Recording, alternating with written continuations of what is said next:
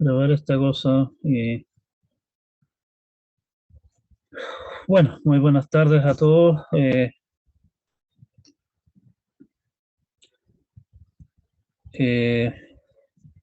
Comenzamos, o sea, continuamos en realidad con nuestro tema de máquinas de Turing. Habíamos dicho que si simplemente damos la lista de los quintetos que habíamos nosotros acordado, o sea, la máquina de Turing, suponiendo que tiene como alfabeto de entrada 01, alfabeto de cinta tiene ceros, unos y espacios, que el estado inicial, los estados son 1, 2, 3 hasta algún n, el estado inicial es el estado número 1, el estado final único es el estado 2. Lo único que nos queda entonces es básicamente describir la función delta, ¿cierto? Y la función delta, en el fondo la podemos considerar como simplemente una colección de quintetos, el estado del cual partimos, el símbolo que estamos viendo en la cinta, el estado al que vamos, el símbolo por el que sobreescribimos lo que ahí está, que estamos viendo en la cinta, y si nos movemos a continuación hacia la izquierda o hacia la derecha. Esos 5 valores, digamos, en el fondo una colección de esos 5 valores es la función delta, ¿sí? Y con las cosas que acordábamos antes, están teniendo una colección, esa colección de quintetos, tenemos descrita una máquina de Turing. Está claro que esa, eh, esa descripción de una máquina de Turing, podemos describir la misma máquina de Turing, o sea, exactamente los mismos estados, todas las mismas transiciones, en el fondo, reordenando los quintetos de montones de maneras, ¿cierto? Y peor aún, podemos perfectamente, salvo los estados 1 y 2 que están fijos, digamos, son el inicial y el final, podemos renombrar los estados a nuestro regalado gusto y por lo tanto terminamos con más máquinas de Turing todavía que describen exactamente lo mismo. Y peor aún, nosotros podemos en el fondo tomar nuestra máquina de Turing y agregarle un montón de estados y otras cosas que en realidad no sirven para nada, lo cual es perfectamente legal según nuestras definiciones, que estados que es imposible alcanzar nunca, ¿sí? Así que en realidad esa descripción de una máquina de Turing no es para nada única, pero para nuestros efectos en realidad eso no importa, ¿sí? Eh,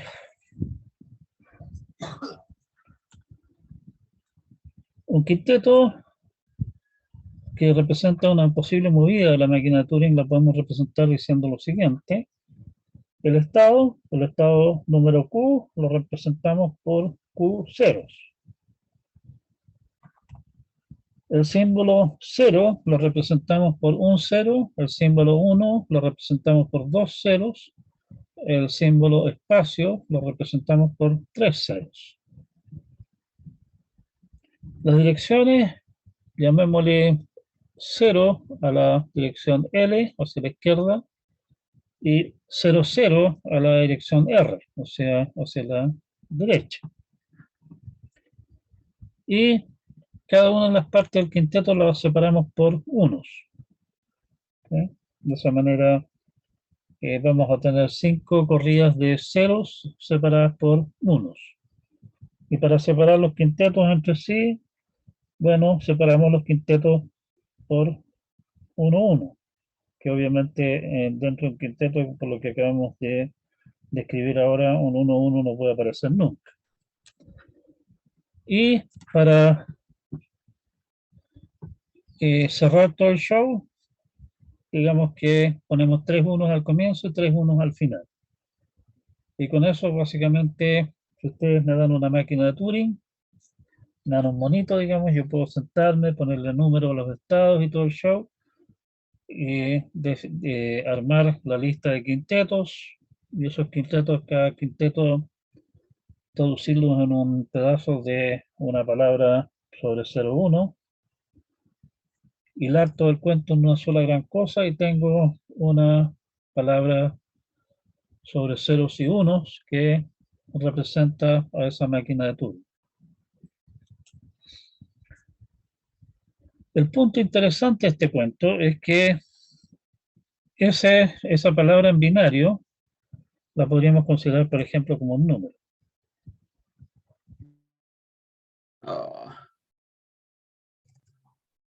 ¿Aló, profe?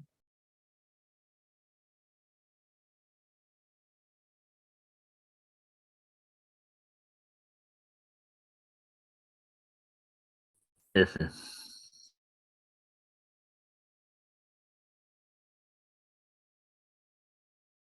Qué raro. Ah, no.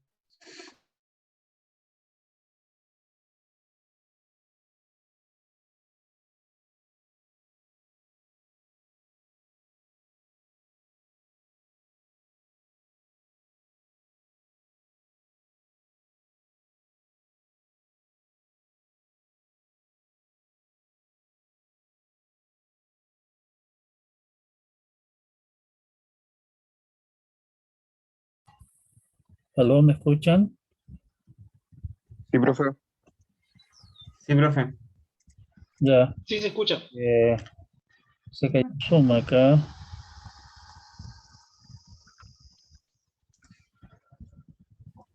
Ah, no sé qué irá a pasar con la grabación que había en curso. Lo más probable es que se pierda.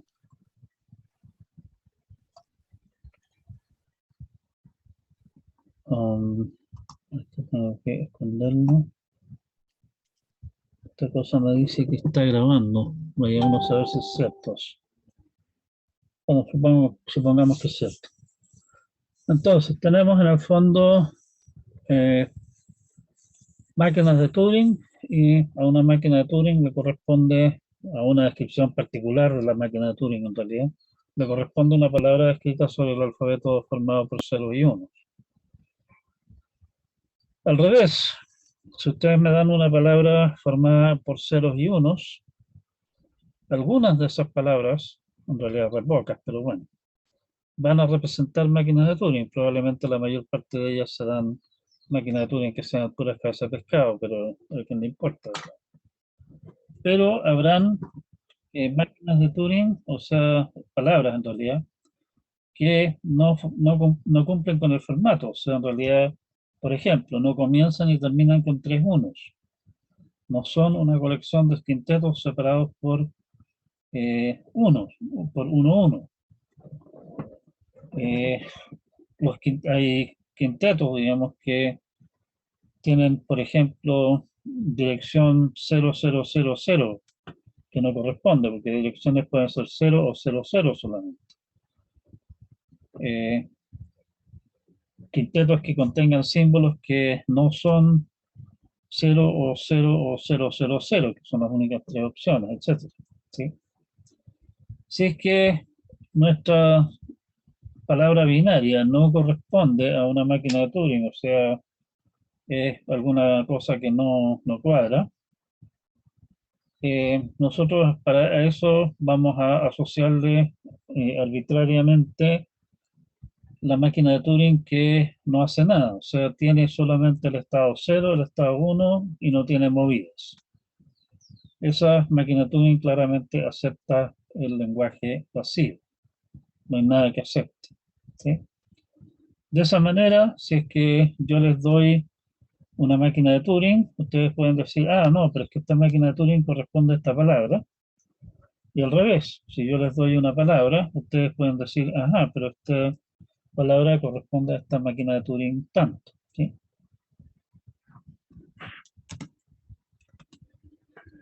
Bueno, el punto interesante es que tenemos entonces una manera de representar una máquina de Turing como una palabra binaria. Y el punto es que y no es, no se requiere realmente demasiada imaginación para hacer esto.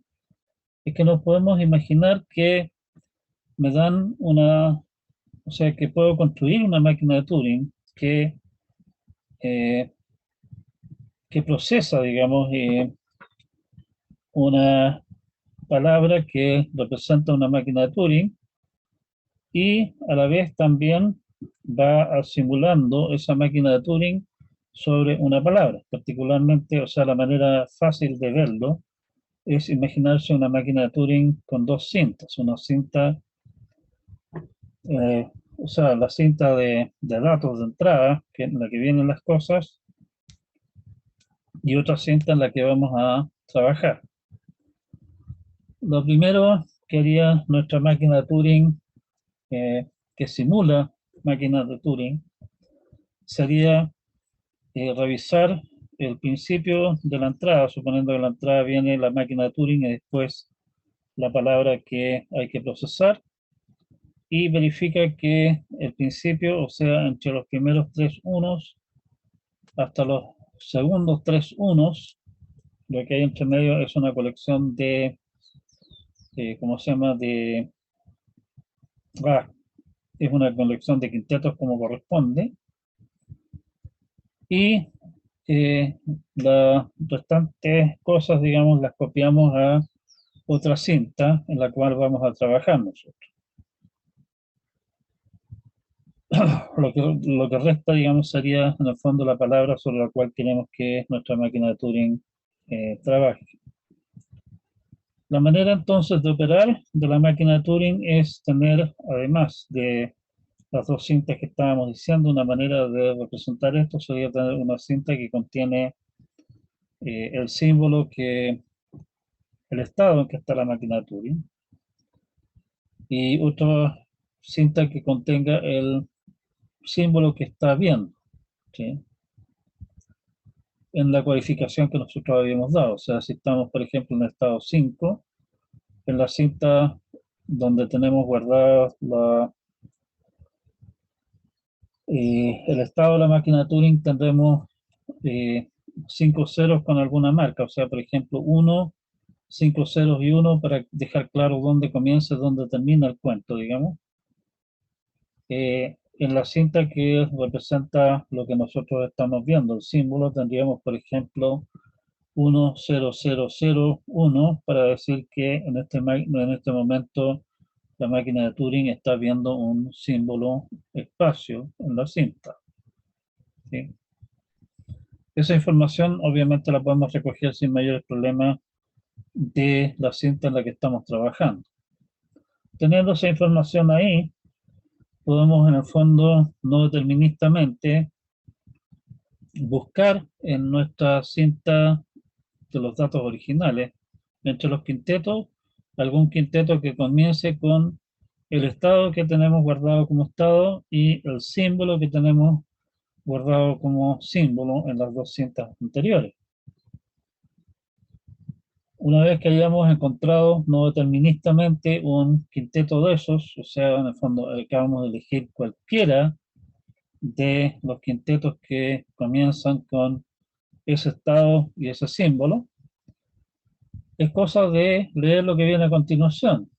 Lo que viene a continuación nos dice a qué estado vamos, eso es cosa de copiarlo a la cinta que contiene el estado de la máquina de Turing, eso no es ningún problema. Nos dice a continuación qué símbolo tenemos que escribir, y ahí es cosa de mirar, oiga, si es que lo que viene en el símbolo a escribir es 0, lo que tenemos que hacer en esa posición de la cinta de trabajo es escribir un 0. Si es 00, escriba un 1. Y bueno, 000 no debería aparecer porque si es que no queremos tener permiso de escribir espacios. Pero ¿por qué no? Digamos, si aparece 000, escribe un espacio en la cinta de trabajo. Una vez que hayamos hecho eso, digamos el elemento siguiente al quinteto, y el elemento siguiente al quinteto nos dice, señor, ahora muévase una posición hacia la izquierda o una posición hacia la derecha. No hay ninguna cosa particularmente marciana que no se pueda hacer con una máquina de Turing que lo que acabamos de escribir. Y lo único que nos queda todavía por hacer, en realidad, que se me pasó, es decir, oiga, si es que en algún momento la movida le dice vaya al estado 2, Ese es el estado final, como habíamos recordado nosotros, y por lo tanto eso significa que la máquina de Turing se detiene y acepta. Está claro que si en el paso que estamos indicando acá, nuestra máquina de Turing no es capaz de encontrar ninguna combinación de estado y símbolo en un quinteto, bueno, la máquina de Turing, como es natural, digamos, en nuestra descripción de máquina de Turing, simplemente se traba y no llega a ninguna parte. O sea, esa movida no llega a ningún lado. ¿Sí?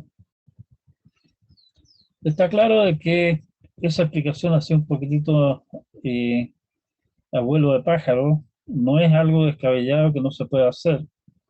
No, no les vamos a...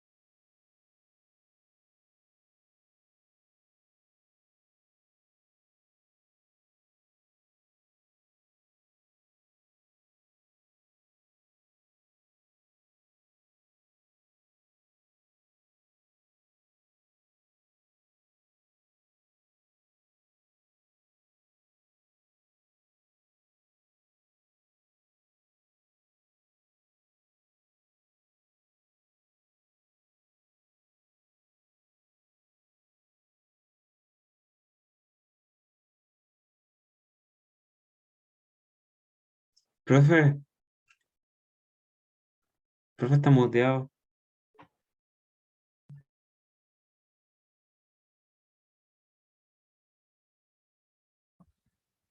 Gracias, estaba en mute.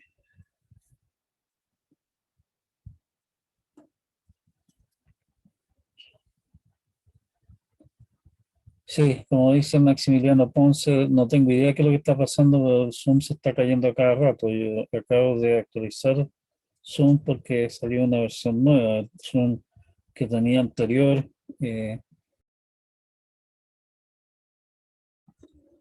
volvió a caerse Zoom. Maravilloso.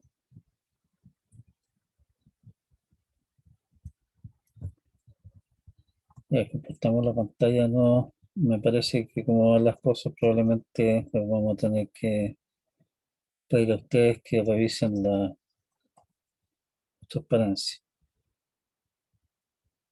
Bueno, ya les explicaba más o menos cómo funcionaba el asunto y tenemos entonces la idea de una máquina de Turing universal. Como les digo, les pido que revisen, que se convenzan de que lo que le estamos contando es que se puede construir una máquina de Turing que simule el funcionamiento de una máquina de Turing cualquiera. No es una idea descabellada, o sea, es algo que se puede hacer, no es demasiado difícil. ¿Es una lata? Sí, es una lata.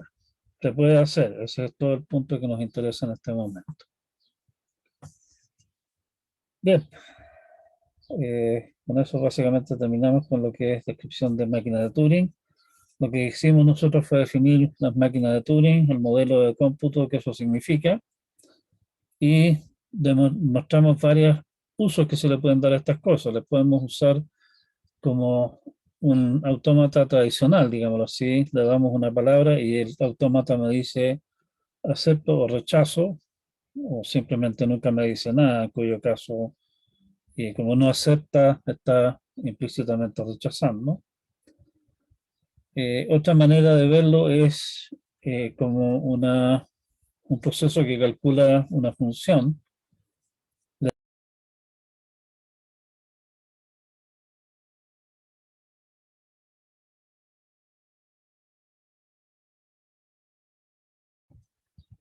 Volvió a caer.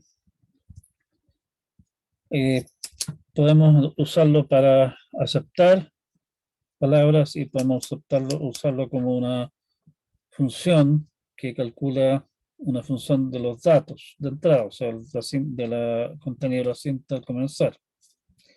Lo que sí que como la máquina de Turing podría perfectamente no detenerse nunca, esas funciones en realidad son funciones medias entre comillas, en el sentido de que van a haber ciertos valores, o pueden haber más bien ciertos valores de los datos de entrada para los cuales la función no está definida.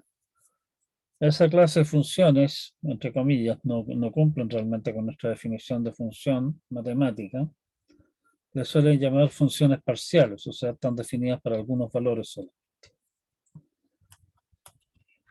Discutimos la tesis de Church, que básicamente, como digo, hay un montón de evidencia, en el sentido de que mucha gente se le ocurrieron ideas distintas para decir esto es lo que yo entiendo por computación, y resultaron ser todas ellas equivalentes, y equivalentes también por lo demás a las máquinas de Turing, que fueron de alguna manera el primer modelo de computación que se definió formalmente.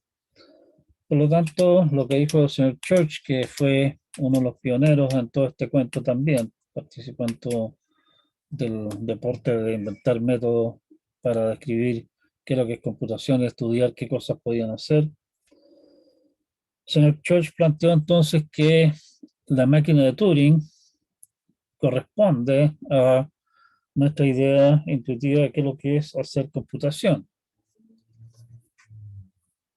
Porque todas las alternativas que se le ocurrió a la gente usando ideas completamente distintas resultaron no ser todas equivalentes a las máquinas de Turing.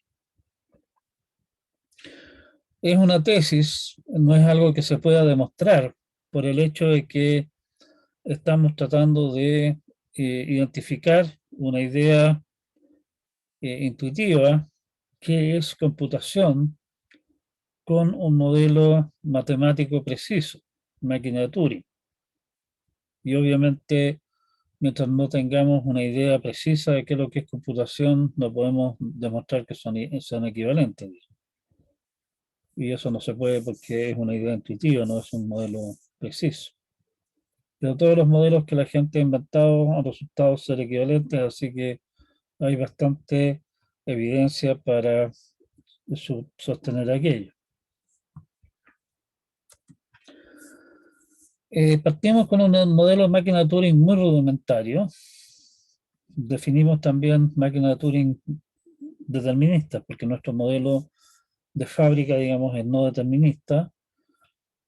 Vimos que las máquinas de Turing deterministas son capaces de reconocer exactamente los mismos lenguajes que las máquinas no deterministas, lo cual es volvemos a la feliz situación que teníamos al principio con los autómatas finitos. Pero vimos también que armar máquinas de Turing para hacer alguna cosa más o menos entretenida es una lata espantosa. Para simplificarse la existencia, nosotros vimos varias alternativas de extender máquinas de Turing. Podemos suponer que tienen varias pistas en la cinta, no una sola. Podemos suponer que hay varios cabezales que se mueven en forma independiente por la cinta. Podemos suponer que en realidad en vez de tener una cinta tenemos varias cintas y en esas varias cintas los cabezales se mueven en forma independiente. Y todos esos modelos en realidad resultan ser equivalentes al modelo original.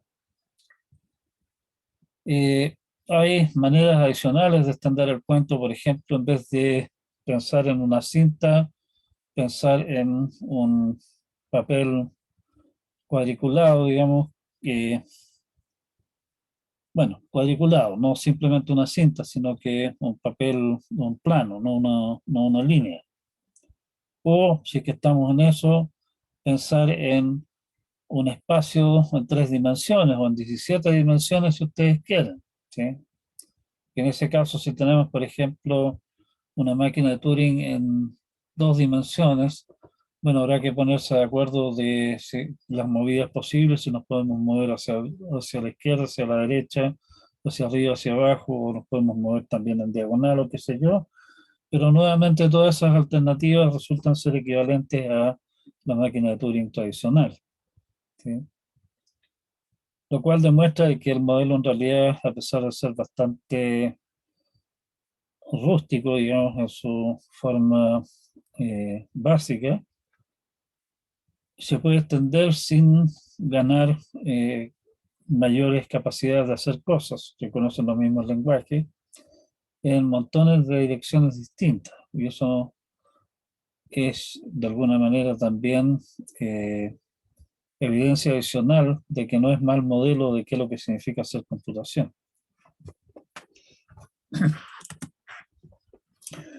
Vimos que podíamos considerar máquinas de Turing como palabras, y al revés, considerar una palabra cualquiera como una máquina de Turing, ¿sí?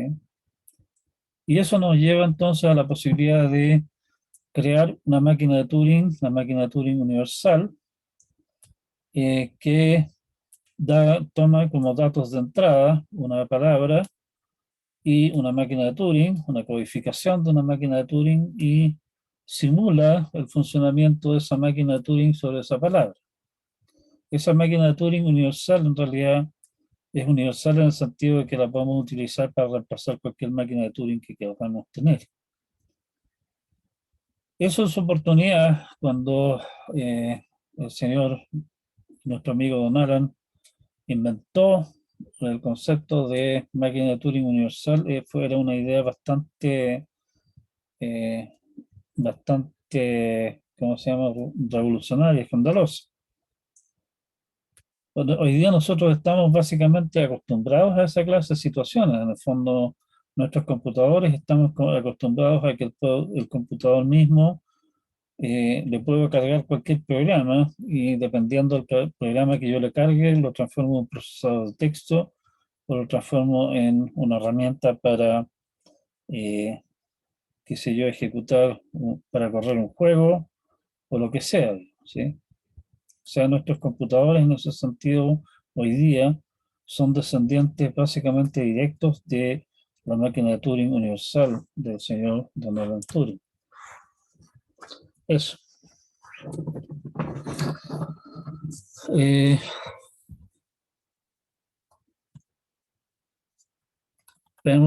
Sigamos con nuestro estudio de las cosas acá.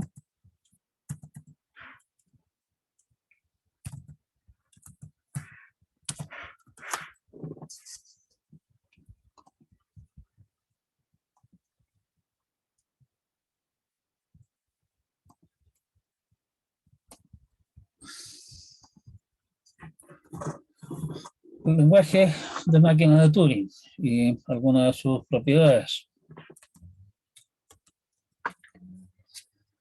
Es bastante más fácil, natural, razonar con colecciones de números naturales. En vez de estar razonando, digamos, con colecciones de palabras o colecciones de máquinas de Turing. Lo primero que vamos a hacer entonces va a ser discutir de manera de numerar los objetos que nos interesan, las palabras y los autómatas. Ya habíamos visto una manera de tomar una máquina de Turing y transformarla y encontrar una palabra que la representa, mediante ceros y unos solamente. Nuestra tarea que viene a continuación es cómo podemos transformar, traducir o encontrar una equivalencia, digamos, entre palabras y números naturales. Y supongamos, en vez de estar tomando como lo estábamos haciendo nosotros recién, como el alfabeto 01, supongamos un alfabeto cualquiera al que llamemos sus símbolos, llamamos A sub 1, A sub 2 hasta A sub n, en algún orden. O sea, por ejemplo, si estamos usando el alfabeto de las letras del castellano, diríamos que el orden es A, B, C y así. ¿Sí? Podemos ordenar las palabras de signo asterisco en lo que se llama orden lexicográfico, o sea, el orden del diccionario. La primera palabra que debería aparecer en el diccionario, y no aparece porque en realidad no es nada, digamos, es la palabra vacía épsilon. Enseguida pondríamos todas las palabras de largo 1 en el orden de sus símbolos, o sea, pondríamos las palabras, si estábamos hablando del alfabeto del castellano, las palabras en el orden A, B, C y así. Enseguida, las palabras de largo 2, o sea, A1, A1, A1, A2, A1 hasta A1, A1 a N, después A2 a 1 hasta A2 a N y así sucesivamente.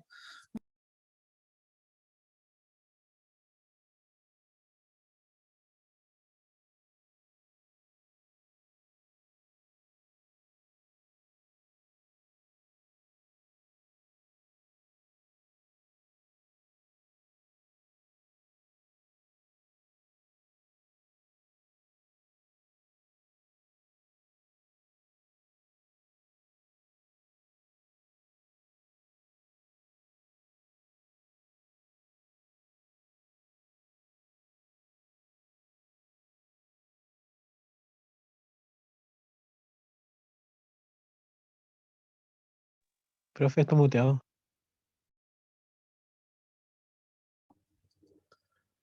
Muteado no, disculpe. Como ustedes son sansanos y son astutos, ven que esto corresponde a decir que la palabra sigma A sub x1, A sub x2 hasta A sub xm está en la posición dada por esta linda expresión de acá, donde n es simplemente el número de símbolos, ¿cierto? Y de ahí es fácil derivar un algoritmo que da la palabra, da el orden en la lista, y al revés, da la lista, da la palabra, puede calcular la posición, en el fondo, cómo calcular la posición estada por esta expresión. Como podemos calcular de posición en la lista, me obtiene una palabra y de la palabra obtengo su posición en la lista. En el fondo lo que estamos hablando acá es una biyección. ¿Sí? Por lo tanto, yo puedo decir, mire, a esta palabra le corresponde este número único y a este número le corresponde esta palabra única. En el caso particular del alfabeto 01, el tema es mucho más simple. O sea, tome la palabra en binario que le dan, escriba un 1 adelante y considere eso como un número escrito en binario. Y esa es toda la traducción que hay que hacer de ida y vuelta. Para traducir de número natural, número de 1 en adelante, a palabra, tome el número escrito en binario, vuélvele el primer 1, todos los números en binario comienzan con 1, y estamos, esa es la palabra. ¿Sí?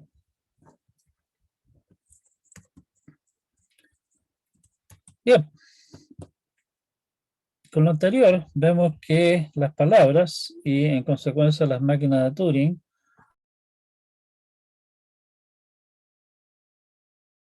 te volvió a caer este cuento, así que veamos de continuar.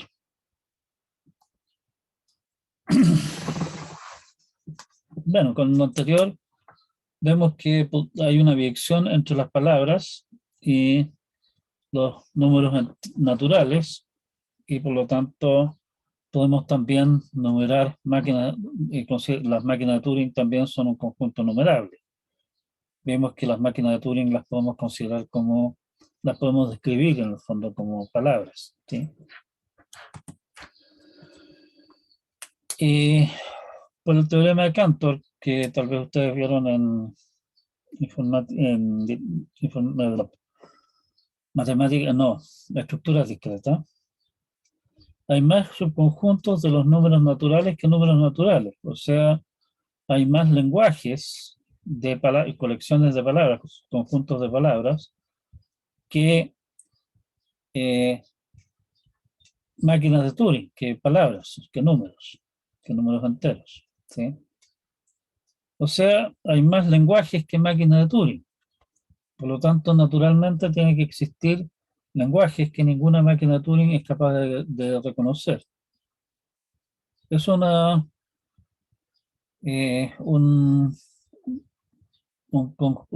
conclusión que a primera vista suena bastante sorprendente. O sea, uno está acostumbrado a que cualquier tontera que uno le tiren, podemos hacer un programa que lo reconozca, ¿cierto? Pero resulta que no es así, que en el fondo esto no es más que una manera adicional de ver lo que nosotros vimos cuando estábamos hablando de problema de Olamundo. El problema de Olamundo es precisamente que hay problemas que ningún computador puede resolver. Eso es exactamente lo que estamos diciendo con esto.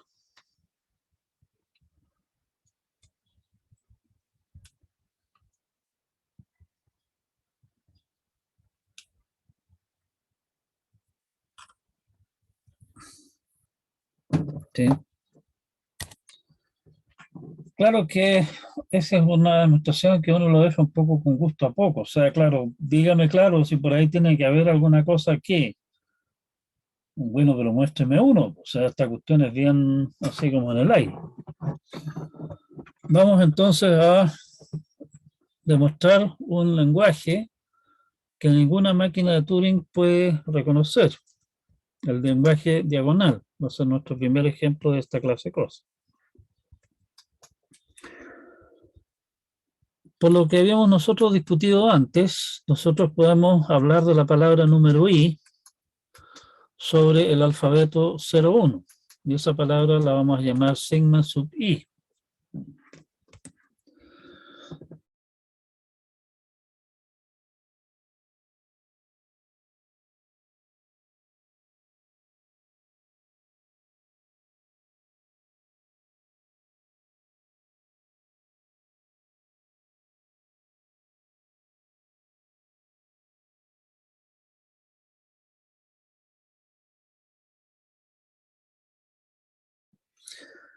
Otra caída son más. Vamos a tener que poner un contador para esta clase de cosas. Bueno, nosotros dijimos que podíamos codificar palabras como números, es decir, estamos hablando de la palabra número 5, y a su vez también, como nosotros podemos asociar una máquina de Turing a una palabra, podemos hablar de la máquina de Turing número 5. ¿Sí? A la palabra número 5 la vamos a llamar sigma sub 5, y a la máquina de Turing que corresponde a la palabra número 5 la vamos a llamar m sub 5. Definición, entonces, nuestro lenguaje L sub D, el lenguaje diagonal, es el lenguaje de los sigma sub i. Otra caída más. Continuamos. Entonces, nuestro lenguaje diagonal, L sub D, el lenguaje de las palabras sigma sub i, tales que la palabra sigma sub i no es aceptada por la máquina de Turing M sub i.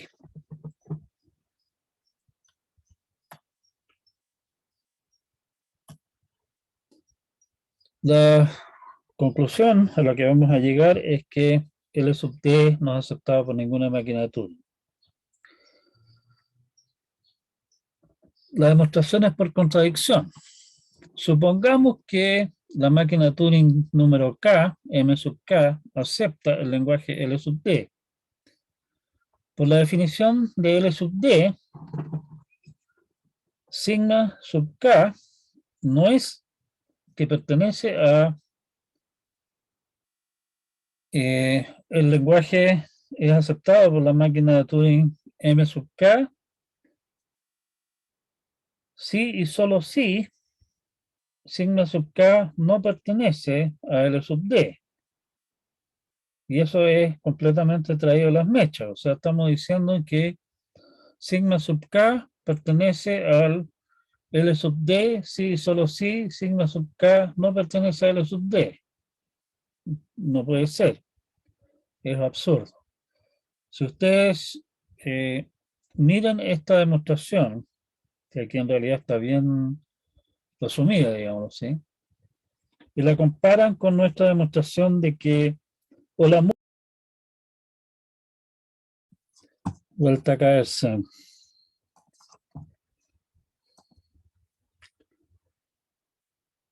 Si ustedes comparan esta demostración, que acá está en realidad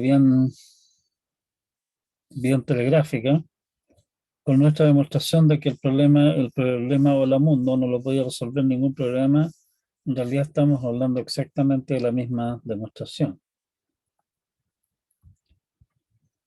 Tipos de lenguaje. Esto nos abre un panorama nuevo. Hay lenguajes que son aceptados por máquinas de Turing, y vimos también que si un lenguaje es aceptado por una máquina de Turing cualquiera, digamos, también es aceptado por una máquina de Turing determinista, así que ahí no hay distinción. Y por el otro lado, sabemos que hay lenguajes que ninguna máquina de Turing acepta. O sea, hay lenguajes que son aceptables por máquinas de Turing y otros que no.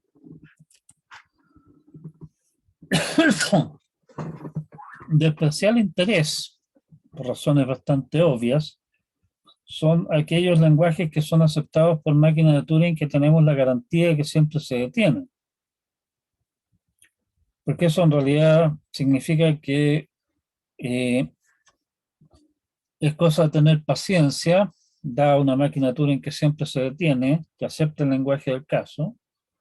Es cosa de tener paciencia y sabemos que en algún momento, quizás en 5 minutos más, tal vez en un año, o quizás en 1000 años, pero en algún momento se va a detener y me va a decir sí, acepto esta palabra, o me va a decir no, esta palabra no la acepto. O sea, no me puede dejar nunca en la duda de, oiga, ¿qué habría pasado?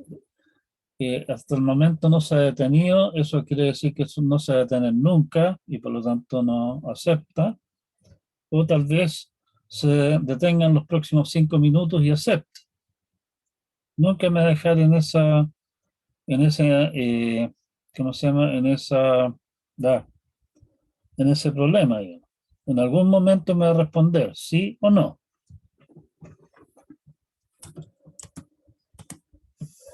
En realidad,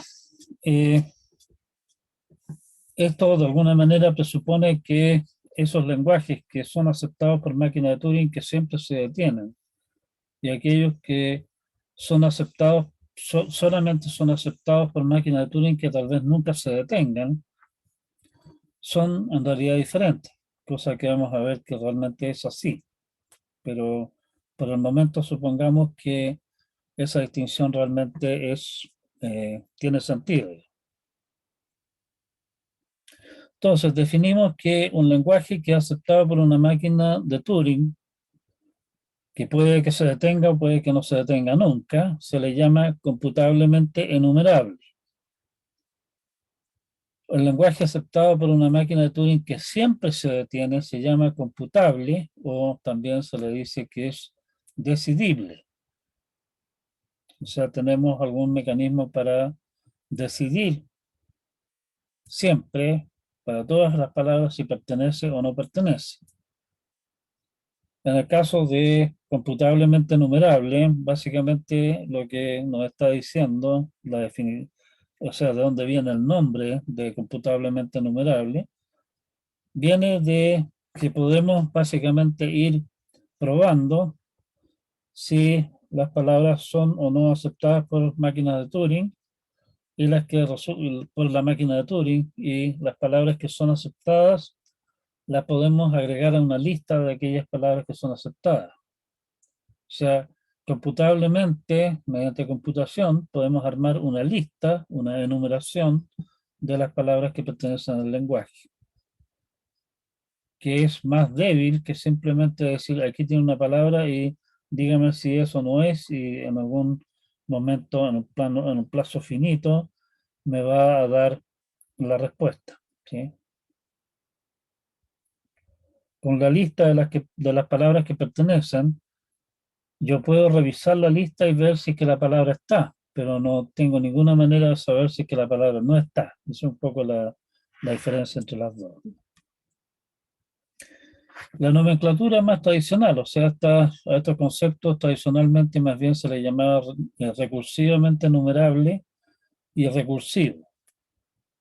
Eso viene precisamente de un modelo de computación basado en colecciones de funciones recursivas, pero ese nombre como que no cuadra mucho, y últimamente, y esto es relativamente nuevo, digamos, se prefiere usar computablemente numerable o computable, no recursivamente numerable o recursivo.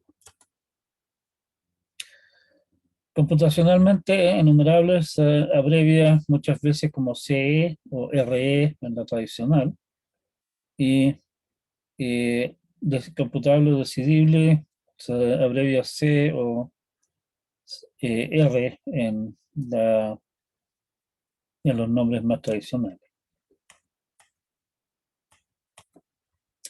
La razón de los nombres ya la habíamos dado aquí en una explicación un poco más detallada. El problema, como decíamos, estas son bonitas definiciones. ¿Quién dice realmente que tales clases de cosas existen? Digamos? Capaz que nos estemos inventando cuestiones que no existen, o que son todas iguales, estamos puros haciendo cabeza de pescado, estamos dándonos vueltas y pillándonos la cola. Lenguajes computables.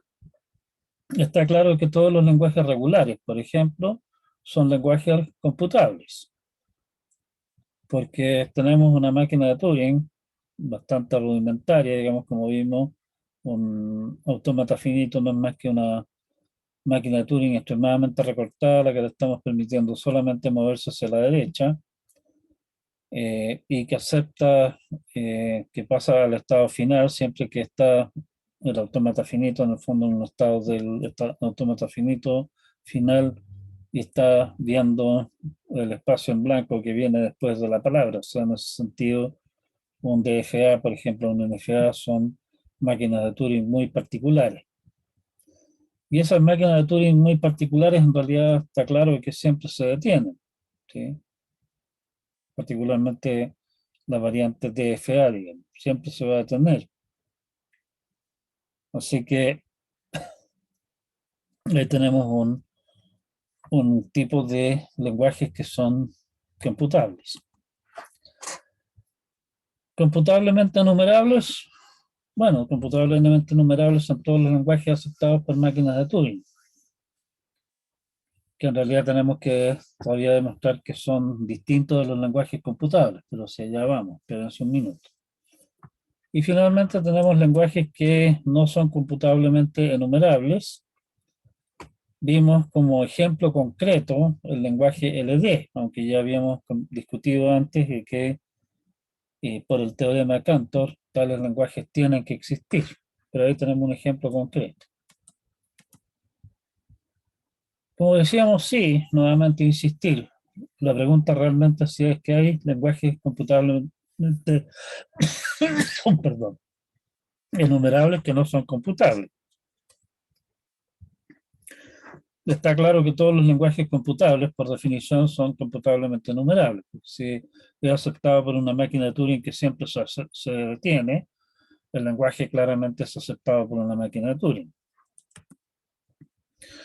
Un ejemplo es el lenguaje aceptado por la máquina de Turing universal U.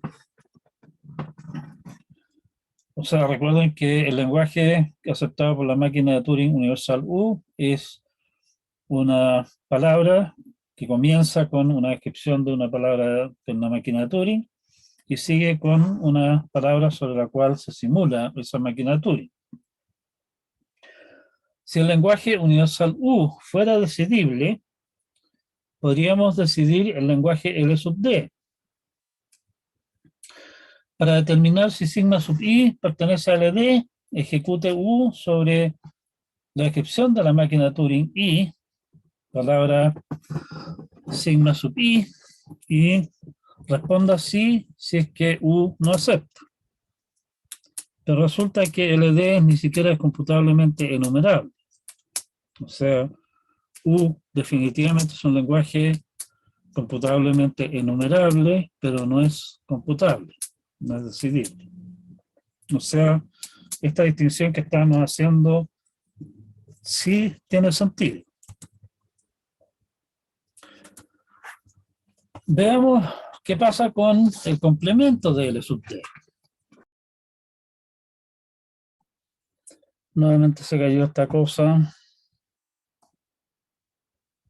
Bueno.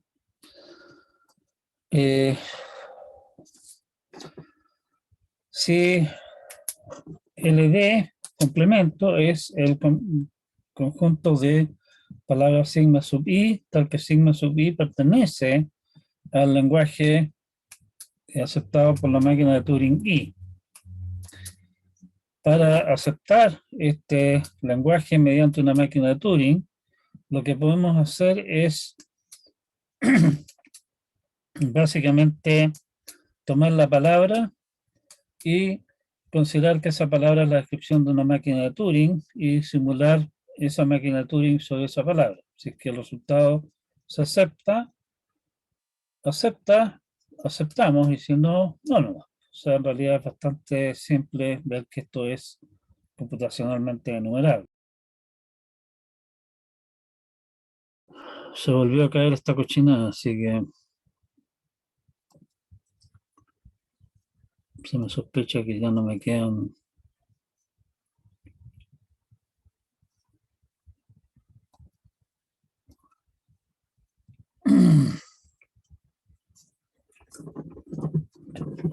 Bien. Y la demostración del teorema es, en el fondo, cómo podemos armar una lista de las palabras aceptadas que pertenecen a LD complemento. ¿Sí? La otra manera, como les digo, es simplemente derechamente tomar la máquina de Turing número I y simular su funcionamiento sobre la palabra I, sigma sub I. Si es que la máquina de Turing I acepta la palabra sigma sub I, pertenece a LD complemento. Y eso claramente lo puede hacer una máquina de Turing, o sea, piensen en nuestra máquina de Turing universal.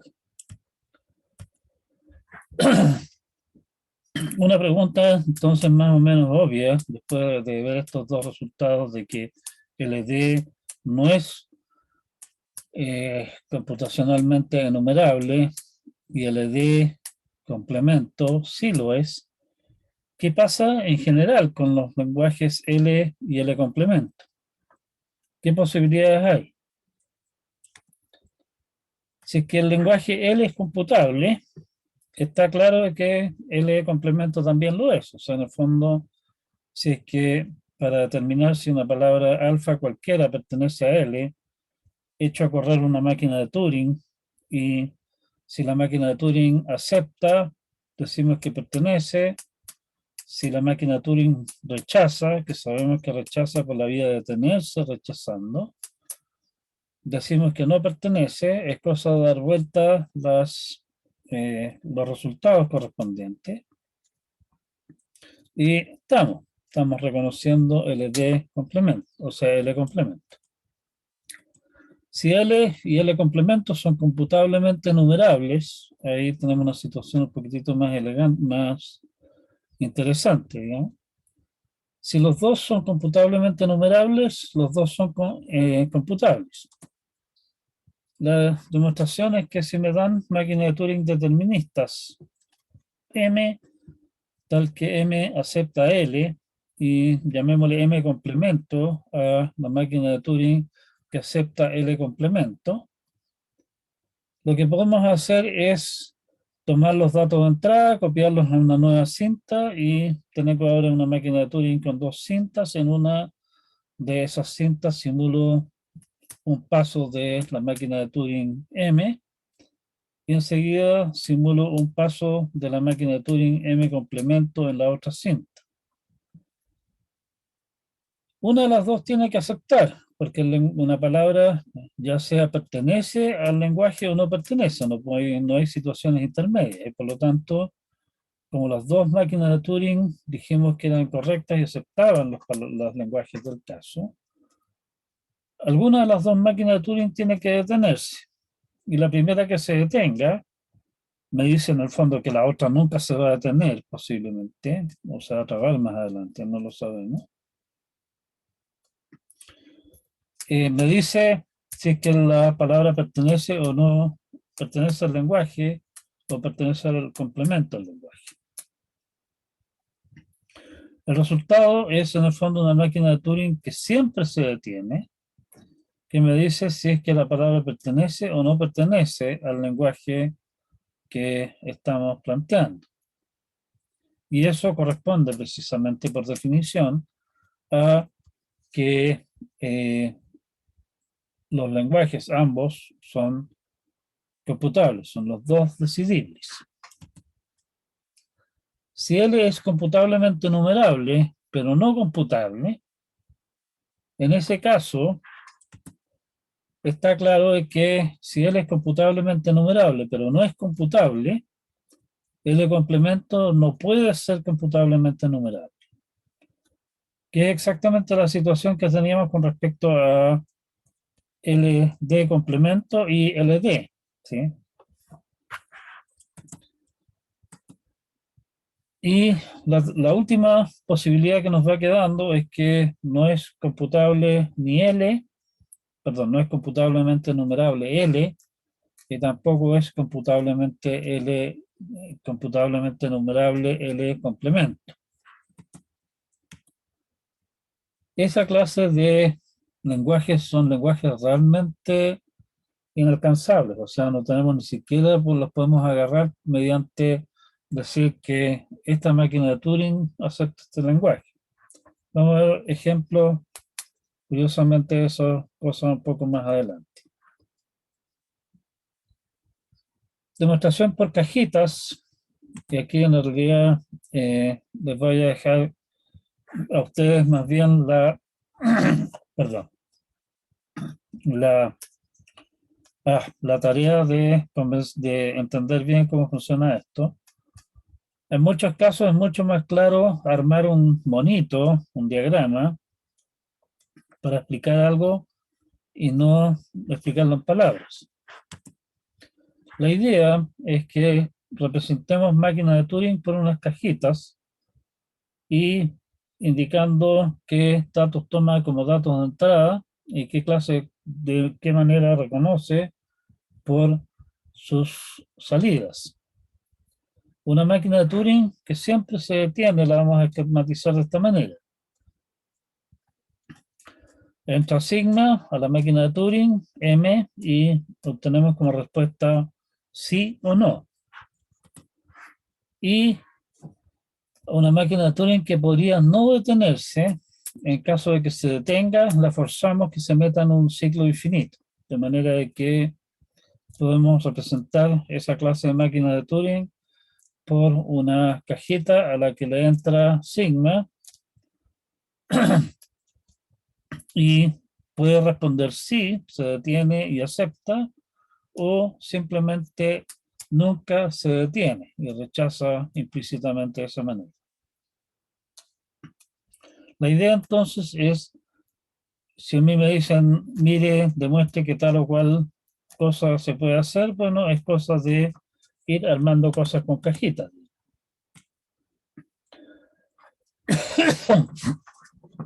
Perdón. Supongamos que tenemos algunas cajas dadas, por ejemplo, nuestra máquina de Turing universal U.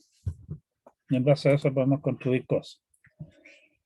Vamos a suponer que se pueden hacer, que en realidad está claro que puede hacerse, digamos que podemos sacar copias de los datos de entrada, tener máquinas de Turing trabajando sobre copias separadas del cuento, máquinas de Turing que trabajan en paralelo. Podemos obviamente construir cosas tales como ejecute esta máquina de Turing sobre estos datos, si es que acepta, eche a andar esta otra. ¿Sí? Esa es cosa de hacer algunas jugarretas más o menos lesas. Por ejemplo, ya habíamos visto que si L y L complementos son computablemente enumerables, ambos son computables. Eso lo podemos demostrar por cajitas haciendo una construcción como esta. Tengo una máquina de Turing M que acepta el lenguaje y una máquina de Turing M complemento que acepta el complemento. Los datos de entrada, sigma, los sacamos copia y ejecutamos en paralelo M y M complemento. Donde estoy suponiendo, como estamos diciendo que el lenguaje es computablemente numerable y el L complemento también es computablemente numerable, estoy suponiendo solamente que hay una máquina de Turing que responde sí si es que la palabra pertenece y jamás responde si es que la palabra no pertenece.